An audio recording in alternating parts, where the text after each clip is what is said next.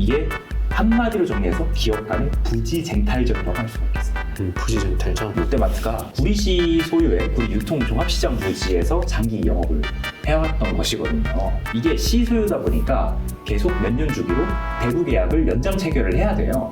그래서 공개 입찰을 진행했는데 난데없이 여기서 엘마트라는 뭐죠? 엘마트라는 굉장히 생소한 브랜드가 와가지고 이 부지를 낼름 가르쳐 갑니다.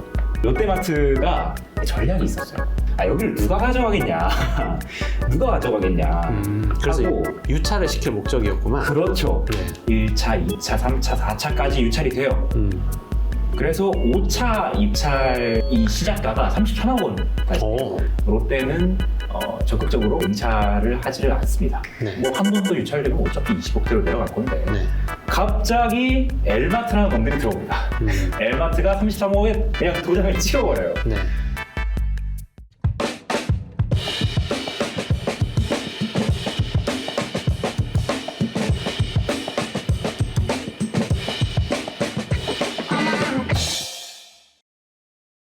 이게 우리가 연속 계약 기간으로 그 건물을 점유하는 게 아니고 중간에 한번 뺏기게 되면 일단 그 들어오는 업체가 새로 인테리어를 할 거 아니에요. 간판도 새로 달고 로고도 새로 받고. 그렇죠. 근데 그걸 우리가 다시 들어간다고 하면 또 인테리어 하는 시간과 비용이 들잖아요.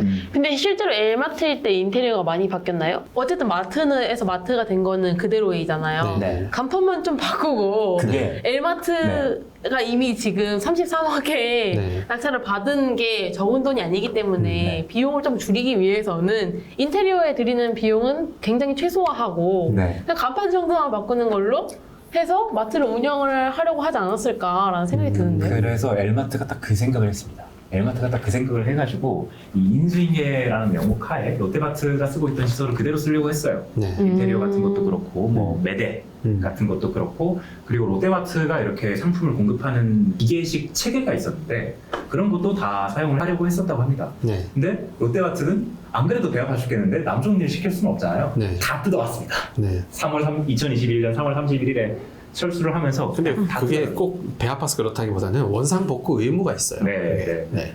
근데 이제 그대로 줄 수도 있었던 건데 안 준 것도 뭐 그런 측면도 있을 수 있겠죠. 거겠죠. 네, 어차피 그 시설을 그대로 써야 되는 목적에 그 다음 부합하니까. 입찰자가 들어갔으니까. 네. 근데 이제 뭐 롯데 정도 되면은 인테리어 비용 가지고 뭐 그렇게 어쩌고 저쩌고 막 아깝다 할 정도는 아니라고 생각을 해서 낙찰 가격이 떨어지는 게 더 먼저인 거지. 그래서 뭐 엘마트를 크게 견제하지 않았을 것 같은? 그리고 올해 저 엘마트가 지속성이 있다라고 판단을 하진 네. 않았을 것 같다는 네. 의견이었어요. 엘마트가 네. 좀 사이즈가 있는 마트였어요 당시에? 브랜드 파워가 롯데마트에 도전할 수 있을 정도의 브랜드 파워예요? 그 엘마트가 그 그런데- LG 거기야? 아닙니다. 근데 이 엘마트가 향후의 행보를 보면은 전혀 그럴 만한 체급이 안 됐다는 것을 알 수가 있어요.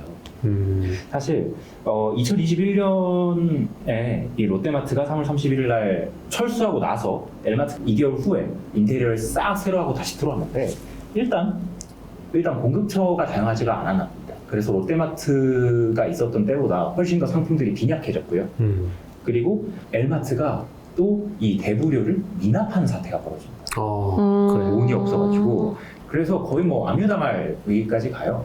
그래서 엘마트의 체급보다 훨씬 더 뛰어넘는 곳을 입찰을 받았다고 보시면 될 것 같고요. 그래서 무리를 뒀다는 거죠? 네, 무리수를 던졌다 한마디로. 그래서 시민들 불편이 굉장했고요. 그때 또 구리 전통시장이 또 옆에 붙어 있지 않습니까? 네. 그렇죠. 근데 구리 전통시장하고 그 상생지원금이라는 걸 약속을 했어요. 시민마트 측에서 매년 1억 원씩 상생지원금을 주기로 했어요.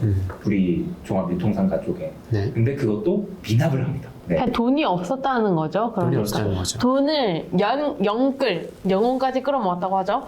영끌을 해서 낙찰을 일단 받고 우리가 여기가 원래 마트로 잘 됐던 곳이니까 우리가 다시 마트로 들어오면은 사람들이 계속 이용해 주겠지. 사람들 좋아하겠지라는 그런 생각으로 그 마트 이용료를 벌어서 다달이 약간 한 달 벌고 한 달 사는 것처럼 맞아요. 할 생각이었겠죠. 네. 그렇게 메꿀 생각이었으나 이제 워낙 그 상징성이나 또 전통시장이라던가 되게 다양한 부분에서 마찰 생기고 그렇게 되면서 이제 시민들이 나가 떨어진 거겠죠. 이게 근데 대부료를 3개월인가 납부하지 못하면 네. 그 쫓겨나나요? 지자체에서 쫓아낼 수 있거든요. 네네네. 그러고 보니까 이게 엘마트가 나중에 이름을 바꿨잖아요. 네.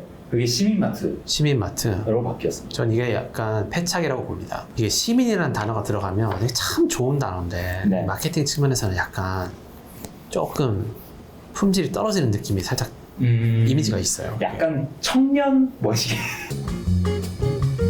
근데 이게 방금 전에 대부료를 안 내면은 이 강제로 퇴거시킬 수 있는 조항이 있다고 하셨잖아요. 그래서 결국에 시민마트가 이렇게 대부료를 체납하니까 구리씨도 이제 쫓아내야 되겠다 생각을 해가지고 2024년 5월 1일에 입찰 공고를 냅니다. 새로 들어올 사람 하고 모집을 한 거죠. 한 7일, 8일 만에 모집이 바로 돼요. 그리고 5월 9일 날 바로 개찰을 때려버리죠.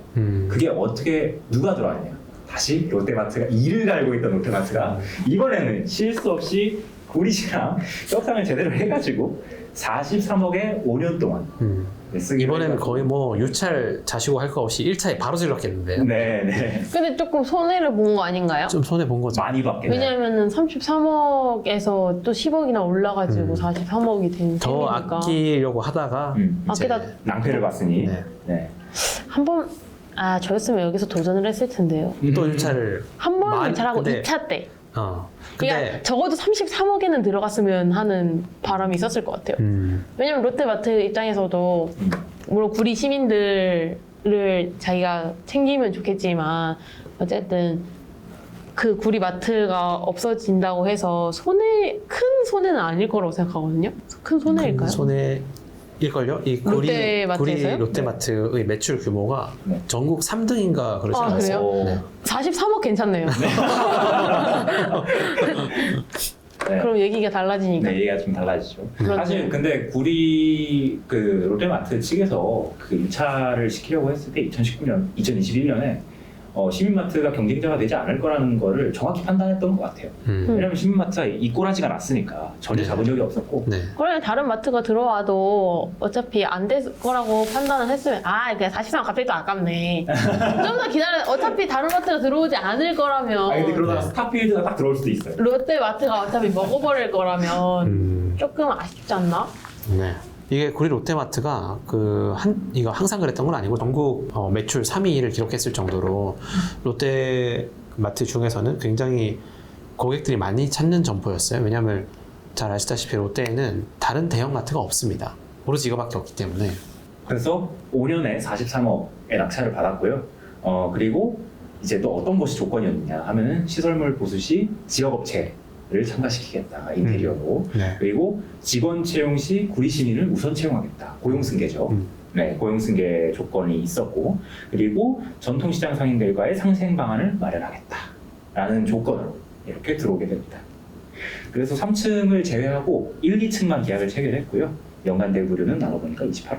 원래 시민마트 있을 당시에 3층에서 장사하고 있던 상인들이 있었단 말이야. 근데 시민마트는 계약이 끝나서 중간에 나가버렸지만 이 상인들은 시랑 계약을 맺고 있어가지고 계약기간이 남아 있었던 거지. 그래서 이걸 강제로 못 빼내. 맞아요. 그래서 2층에도 푸드코트가 하나 있고 3층에도 푸드코트가 있습니다. 근데 3층 같은 경우에는 진짜 푸드코트 느낌의 푸드코트고 2층에는 이제 좀 현대백화점 가면은 그 현대 아울렛 스페이스 원이잖아요. 거기 가면은 있는 푸드코트식으로 조금 더 고급화가 되어 있어요. 그래서 원채영 기자가 놓칠 수 없죠. 네. 구리 롯데마트를 직접 방문을 해봤습니다. 새로 개장한 이후에 롯데마트의 모습 어떤 건지 보고 오시죠. 네, 보고 오시죠. 네.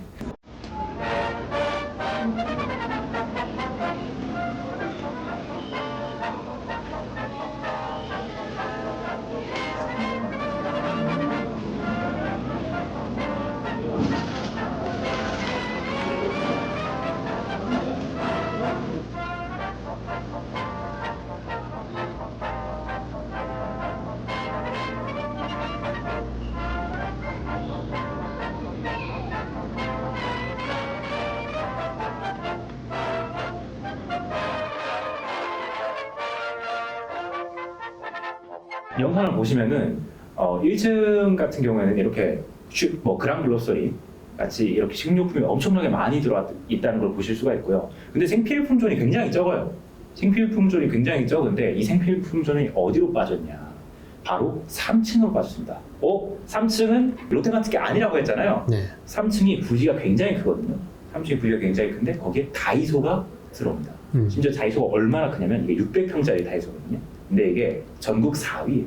오, 세간에 따르면 전국 4위를 찍고 있습니다. 뭘 세간에 따르면이에요? 뭐 화장품부터 해가지고 지금 보시는 것처럼 뷰티존이 뭐 거의 올리브영 하나 크기 정도로 이렇게 크게 있고 뭐 없는 게 없습니다. 뭐 낚시용품 뭐 지금 영업사원인 거예요? 없는 게 없어요. 정말 가보시면 이제 놀랍니다. 이름이 다이소잖아요. 네. 네. 다 있겠죠. 이게 없는 거 빼고 다 있겠죠. 7월 30일 날 문을 열었는데 그래서 아주 삐까번쩍하고요. 가보시면 한 3시간 정도 지나가는 걸 모르실 겁니다. 저도 이거 그래요? 갔다가 버스 놓칠 뻔했어요. 오. 다이소 뭐 직원이에요? 다이소 뭐 영업 직원. 심지어 그 아까 전에 상생 방안을 만들어야 된다고 하지 않습니까? 우리 유통상가 상인들이랑 그게 상생 방안을 어떻게 마련하느냐? 옆에 농수산물 도매시장이 있지 않습니까?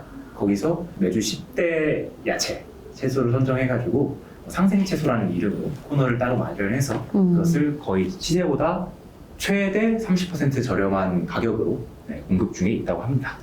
네. 저희가 오늘은 좀 아주 지역민들의 생활과 그 밀접하게 연관되어 있는 슈퍼마켓 이야기를 좀 다뤄봤는데요. 이게 단순한 슈퍼마켓이 아니고 한때 전국 매출 순위에서 3위를 기록했던 정도로 대단했던 그런 마트이자 구리에서 유일하게 입점해 있던 대형마트이기도 했던 롯데마트의 이야기였습니다. 한번 땅을 오랫동안 점유하고 있다가 뺏겼다가 다시 입점한 구리 롯데마트의 이야기. 당시 담당자분 여전히 재직 중이십니까? 네. 네.